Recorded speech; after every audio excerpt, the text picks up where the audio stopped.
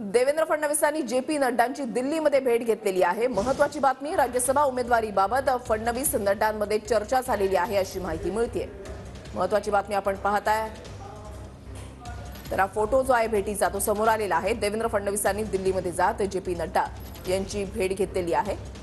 राज्यसभा उमेदवारीबाबत फडणवीस आणि नड्डांमध्ये यावेळेला चर्चा झालेली आहे। विनायक डावरुंग आमचे प्रतिनिधी या संदर्भातली अधिक माहिती देतील। विनायक।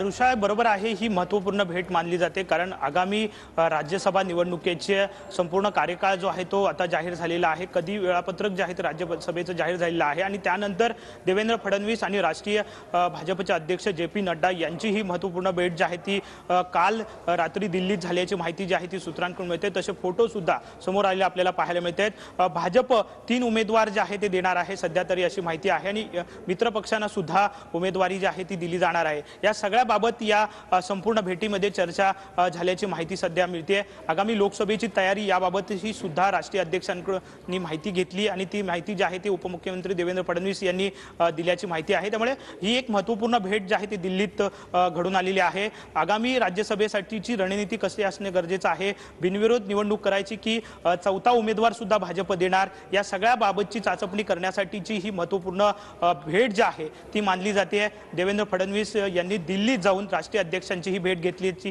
माहिती जी आहे ती सध्या समोर आलेली आपल्याला दिसते। फोटो सध्या समोर आलेले आपल्याला पाहायला मिळतात कारण आपण जर पाहिलं तर मागील राज्यसभेच्या जेव्हा निवडणुका झाल्या होत्या तेव्हा भाजपने उमेदवारी जी आहे ते देऊन या संपूर्ण निवडणुकीमध्ये चुरस जी आहे ती आणलेली होती। आता पुन्हा एकदा या संपूर्ण जी निवडणूक होते राज्यसभेची त्यात कोण कोण उमेदवार असणं गरजेचं आहे, जी नावं चर्चेली जात आहेत त्या नावांची सगळी चाचपणी जी आहे ती देवेंद्र फडणवीस आणि राष्ट्रीय अध्यक्ष जे.पी. नड्डा या 2 प्रमुख नेत्यांमध्ये झाल्याची माहिती सध्या मिळते।